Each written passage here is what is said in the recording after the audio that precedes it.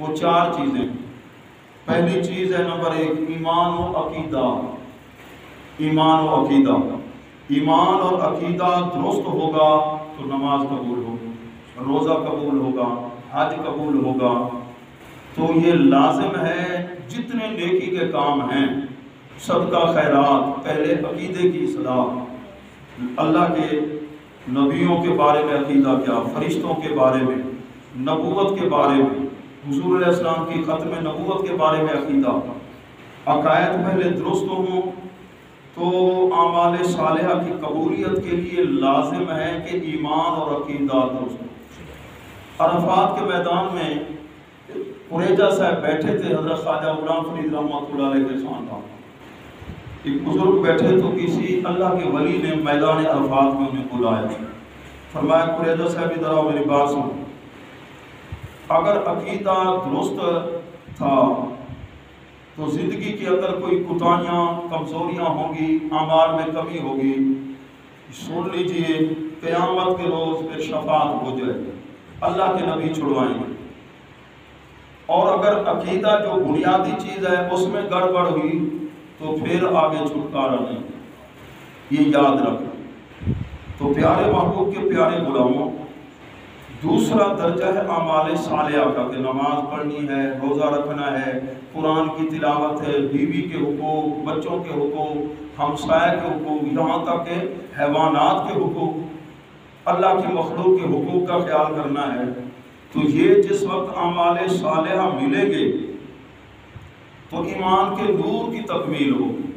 کلمہ تو پڑھا ہوا ہے، مسلمان و مومن اپنے آپ کو کہلواتا ہے، اور عمل اس کے جو ہیں ایسے ہیں جس طرح لگتا ہے کہ اس نے دین کو سمجھا ہی نہیں ہے، دین کو مانا ہی نہیں عمل کے اعتبار سے. بلکہ مسلمان کی صورت اور سیرت ایسی ہو، اگر نان مسلم لوگوں کے ملک میں بھی جائے، لوگ اس کی سیرت کو دیکھیں، اس کی صورت کو دیکھیں، انہیں بھی کہنا پڑے واقعی یہ نبی کا غلام ہے، نبی کا غلام ہے. تو پیارے محبوب کے پیارے غلاموں، جب امام محمد رحمۃ اللہ علیہ کا کوفے کے بازار سے گزر ہو رہا تھا، یہودی نے آپ کے چہرے کو دیکھا، کلمہ پڑھ کے مسلمان ہو گئے. عالم دین کے چہرے کو دیکھا تو لوگوں نے کہا، دیکھا تو نے عالم کا چہرہ اور کلمہ ان کے نبی کا پڑھ لیا. اس نے جواب دیا بڑا پیارا، کہنے لگا، اے مسلمانوں، ھذا شان محمدکم الاصغر فکیف شان محمدکم الاکبر. یہ تو تمہارے چھوٹے محمد کی شان ہے، بڑے محمد کریم صلی اللہ علیہ وسلم کی کتنی عظمت ہو. تو خواجہ غریب نواز کو لوگوں نے دیکھا، نہ آپ نے مناظرے فرمائے، نہ کتابیں لکھی، بس آپ کے چہرے کو دیکھتے رہے اور آپ کلام فرماتے رہے. یا آپ کے چہرے کو دیکھا، کلمہ پڑھ کے مسلمان. مدینہ طیبہ سے گئے، سوئٹزرلینڈ، آذربائیجان، مختلف ملکوں میں کون گئے تھے جنہوں نے چہرہ وضحا کو دیکھا اور کلمہ پڑھا؟ صحابہ. وہاں مبلغ بن کے نہیں گئے، خطیب بن کے نہیں گئے، ایز اے ٹریڈرز، تاجر بن کے گئے، تجارت کرنے کے لیے گئے. اور وہاں جب یہ پہنچے نبی کے غلام، ان کی سچائی کو دیکھ کر، ان کی سیرت و کردار کو دیکھ کر، اور ان کی گفتار کو دیکھ کر، ان کی راست گوئی کو دیکھ کر، نان مسلم لوگ کلمہ پڑھ کے مسلمان. یہ لوگ سچے ہیں، یہ لوگ سچے. پیارے محبوب کے پیارے غلام، تو یہ اہل اسلام اور نبی کے غلاموں کا یہ شیوا ہے کہ ان کی گفتگو سے، ان کے قول و فعل سے یہ پتہ چلے واقعی یہ نبی کا غلام ہے. تو ایسے ایک دین پڑھنے والا ہے، نماز جب پڑھ رہا ہو پتہ چلے واقعی یہ نماز پڑھ رہا ہے. رات ایک نوجوان کھڑا تھا، بار بار ایک ہی رکعت میں 8-10 مرتبہ وہ کھیل رہا ہے چہرے سے. مجھے بڑا دکھ ہوا، پھر میں نے اس کو سمجھایا، خیال کر رہی تو نماز پڑھ رہا ہے. چند سال پہلے سہرانی مسجد میں نماز مغرب کا ٹائم تھا، میرے ساتھ ہی کھڑا تھا سفید ریش.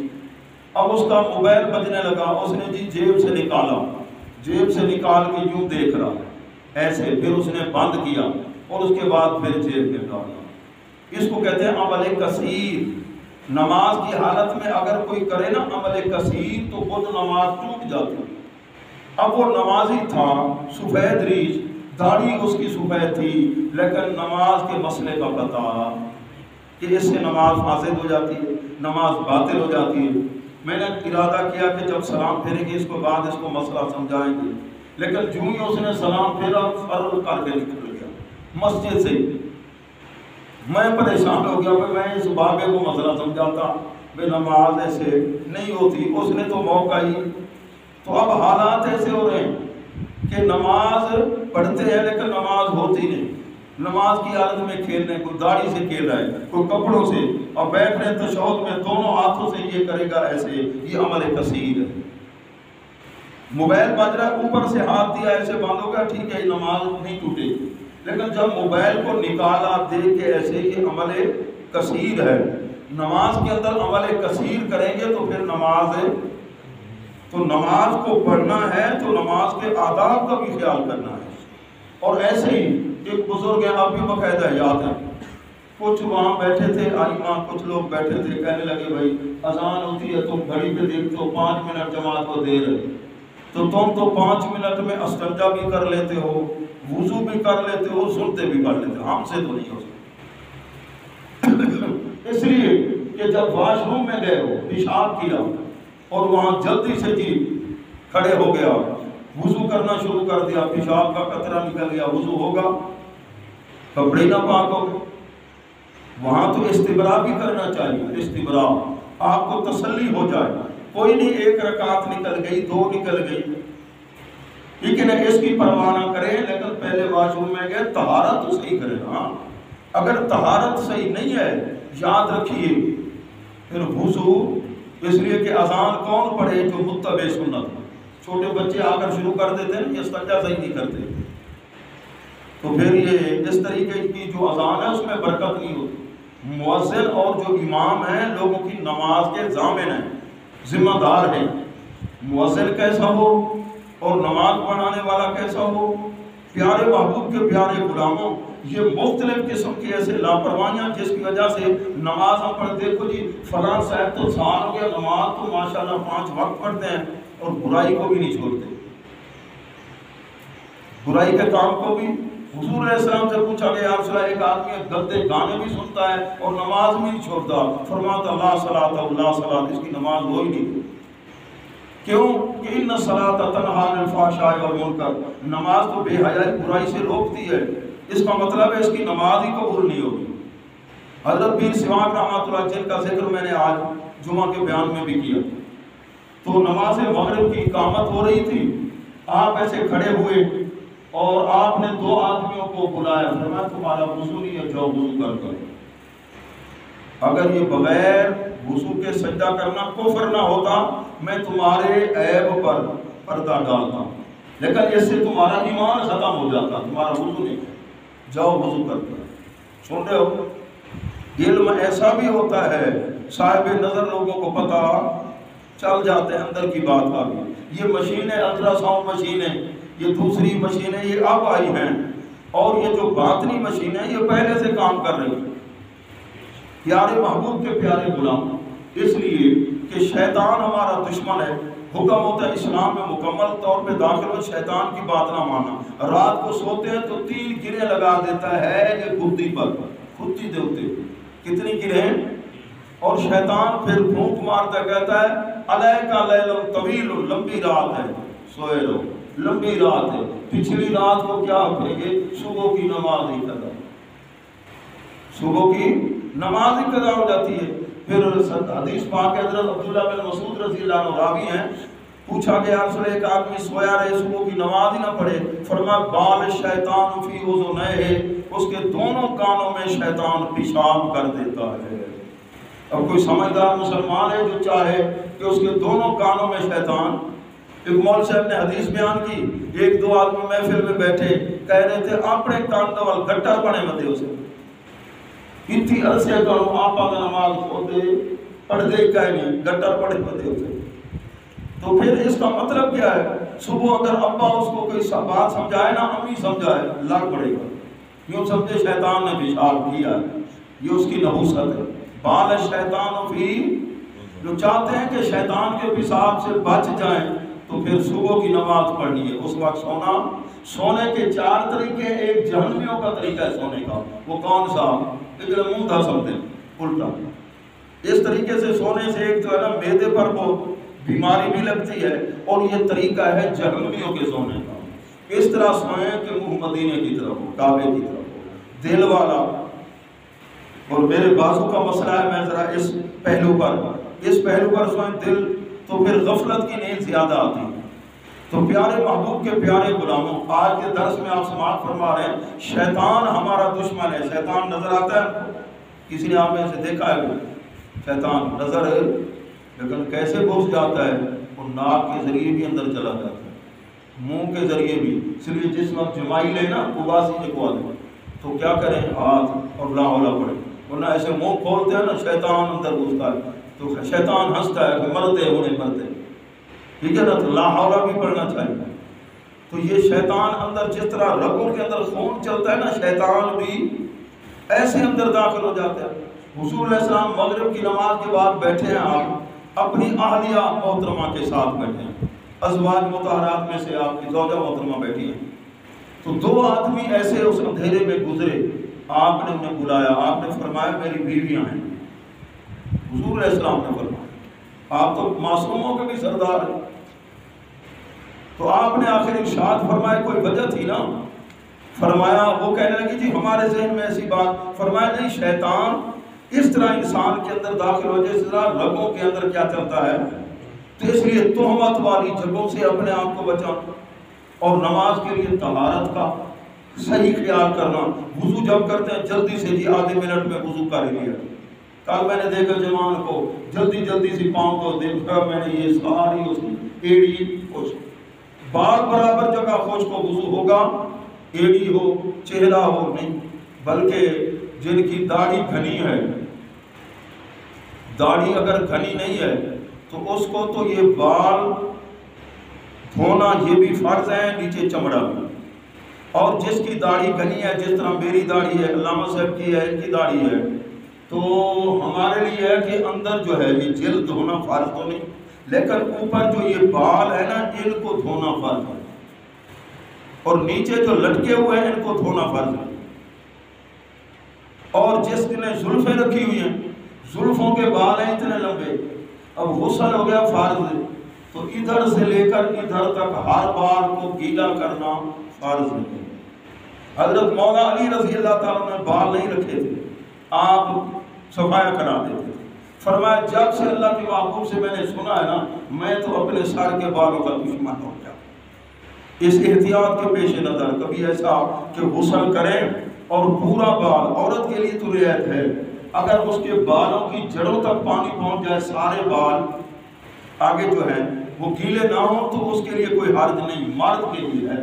زلفیں رکھی ہیں تو پھر جڑ سے لے کر پورے بال جتنی لمبائی میں ہیں، ہر بال کا پورا حصہ گیلا کرنا کیا ہے؟ فرض ہے، یہ ضروری ہے۔ وضو صحیح ہو، غسل صحیح ہو، پھر نماز۔ اگر استنجا ہی صحیح نہیں ہے، میں ایک مرتبہ مدرسے میں حاصل والا پڑھاتا تھا، ایک آدمی گزرا، کچھ ایک دو مسئلے یاد ہوتے ہیں تو سمجھتا ہے کہ ہم، ٹھیک ہے نا، جس طرح وہ کیا کہتے ہیں کہ ہلدی کی گٹھلی مل گئی نا تھوڑی، کس کو اس نے کہا میں حکیم بن گیا۔ وہ صاحب آئے میرے پاس، آخر لگے سی استنجے دے مسئلے تو دسو۔ میں بلا نال بلایا، میں کہ استنجے کی 4 قسمیں ہیں، فرض بھی ہوتا ہے، واجب بھی ہوتا ہے پانی لگانا، سنت بھی ہے، مستحب بھی ہے۔ وہ تو حیران ہو گیا۔ میں نے کہا تو نے ایسے ہی سمجھا کہ ساری زندگی ہماری تو گزر گئی ہے دین پڑھاتے ہوئے، تو ہمیں چیک کرنے آیا ہے؟ تو کہتے ہیں دیکھو فلاں کو تو یہ مسئلہ، یہ فلاں مسئلہ بھی نہیں آیا جی، فلاں دعا نہیں آئی، حضرت موسیٰ علیہ السلام کی ماں کا کیا نام تھا جی، فلاں نبی کی نانی کا کیا نام تھا۔ سمجھتے ہیں شاید یہ بڑے ضروریات دین میں سے مسئلے ہیں۔ تو پہلے یہ اصل جو مسائل ہیں یہ تو سیکھو نا، ان کو سمجھو۔ پیارے محبوب کے غلاموں، طہارت صحیح ہوگی، غسل صحیح ہوگا تو پھر نماز کے اندر رکوع، قیام، سجود۔ کل پرسوں طرح ایک آدمی نماز پڑھ رہا تھا، اچھی بات، رکوع سجود، اور اس کے بعد ہاتھ میں رومال تھا، میں نے دیکھا رومال اس نے رکھ دیا ننگے سر پر۔ پھر میں نے اس کو سمجھایا، اس کا ہاتھ کرو، نماز ہے، ننگے سر نماز پڑھنے کی 3 صورتیں، ایک صورت میں انسان کافر ہو جاتا ہے، ایک صورت میں نماز مکروہ ہوتی ہے، ایک صورت میں مکروہ نہیں ہوتی، نماز ہو جاتی ہے۔ آپ کے پاس کوئی کپڑا نہیں ہے، قمیض ہے، شلوار یہ ہے، سر کا کپڑا نہیں ہے، اب نماز پڑھنے ہو جائے گی نماز۔ ہاں آپ نے غفلت کی ہے، پرواہ نہیں کرتے، آپ سمجھتے ہیں شاید اس کی اہمیت، پھر کیا ہوگی؟ تو نماز آپ کی مکروہ، جس طرح آج کل دیکھا دیکھی، اور اگر سنت کو حقیر سمجھے کہ سر پہ کپڑا کیا لینا ہے، حقیر سمجھے تو پھر خارج الاسلام، تو نقصان۔ جہاں میں جمعہ پڑھاتا ہوں وہاں الحمدللہ کوئی ننگے سر والا نظر نہیں آتا، مسائل ہم نے بار بار بتائے، ان کو پھر بتاتے ہیں، گزارش بھی کرتے ہیں، بھائی نماز جو پڑھو گے نا ننگے سر، ٹائم تو اتنا ہی لگنا ہے، لیکن آپ کا ثواب ضائع ہو جائے گا، نماز مکروہ ہو جائے گی۔ تو اللہ تبارک و تعالی ہمیں یہ ذوق نصیب فرمائے جو دین کے مسائل ہے، احکام ہے، باقی تو 1 2 دن 3 دن رہ گئے، تو کوشش ہے عقائد کو بھی میں نے بتایا، عقائد فضائل کے بارے میں، کچھ مسائل کے بارے میں بھی، ورنہ ان مسائل کو سیکھنے کے لیے تو 7 لگتے ہیں۔